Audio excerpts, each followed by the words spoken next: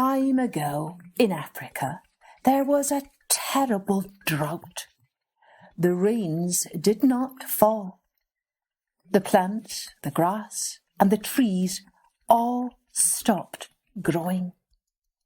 The animals were hungry. They walked across the great flat plains in search of food. For many days and for many miles, they walked and walked and walked, until finally they came upon a most magnificent tree.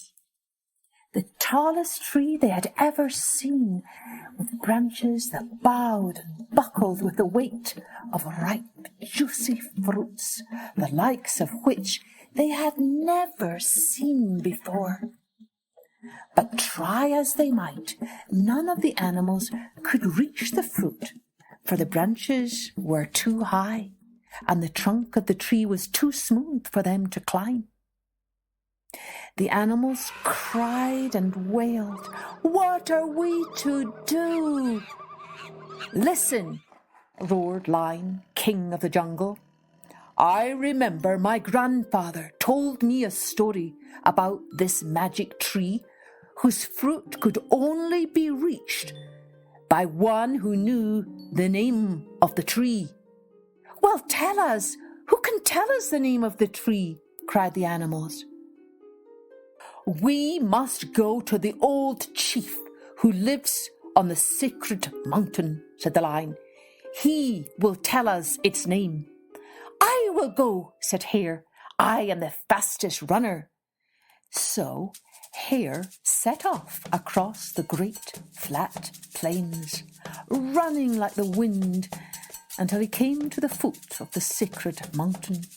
Then up he bolted and landed with a thud before the old chief, who was sitting quietly in prayer. "How can I help you?" he asked kindly. "Please," panted Hare, "we are all so hungry, and we have found the magic tree with wonderful fruit, but we cannot eat the fruit until we know the name of the tree." "Do not worry," said the chief. "I can tell you its name. The name of the tree is Uwungalema." "Thank you," cried Hare, as he set off back down the mountain and sped back to where the animals were waiting for him. Along the way he began to imagine how happy all the animals would be when he told them the name of the tree, and how they would thank him and be grateful to him forever. And so busy was he thinking these thoughts that he did not notice the enormous anthill in his path until, crash! He ran right into it and landed in a tumbled heap before the animals. "What is the name of the tree?" the animals shouted at him. Hare shook his head over and over and over, but the name of the tree was gone. "I can't remember," he wailed.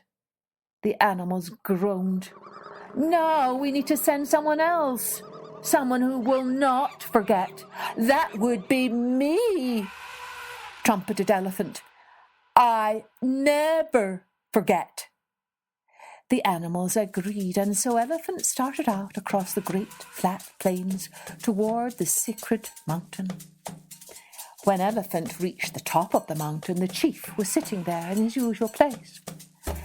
"Please, can you tell me the name of the magic tree? The animals are so hungry." The chief looked puzzled. "But I already told Hare the name of the tree. How could he forget so soon? But very well, I suppose I can tell you again. The name of the tree is Uwungalema. But do not forget it, for I will not tell anyone else." "I will not forget," said Elephant haughtily. "We elephants never forget." And she headed back down the mountain toward the magic tree, where all the animals were waiting for her. "Me forget?" she grumbled, still bristling at the old chief's words. "How could I ever forget anything? Why, I can remember all the names of the stars. all the names of my great uncles and great aunts, all the names of the flowers of Africa, and I even remember all the names of the rivers. So busy was Elephant remembering that she did not notice the huge anthill in her path, the very one that Hare had crashed into, until, thud, she tripped and skidded right into the middle of all the animals, who shouted, "Tell us the name of the tree!" Elephant was dizzy and discombobulated. "I can't remember that now," she snapped. "I am tired and cross and completely out of sorts, all because of that silly tree and that rude chief." The animals moaned and looked at one another in despair. "Oh, what is to become of us now?" Lion stepped forward. "I am your king," he said.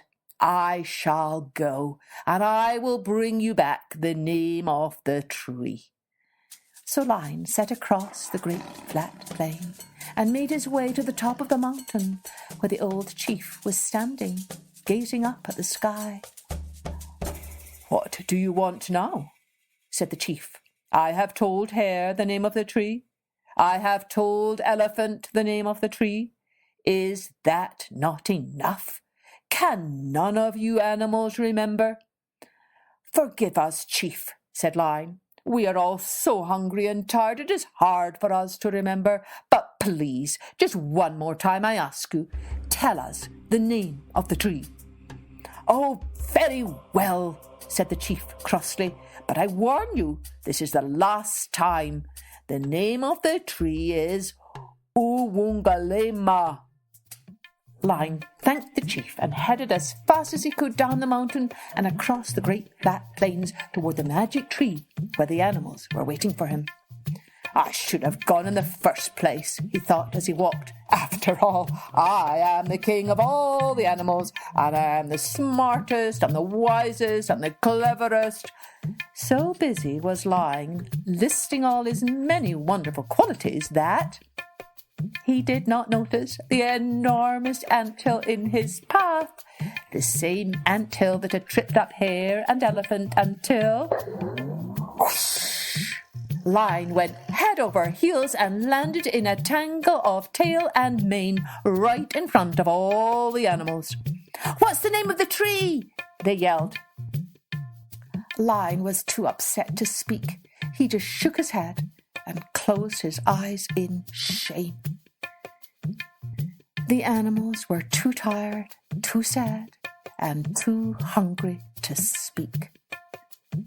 At last, after a very long time, young Tortoise spoke.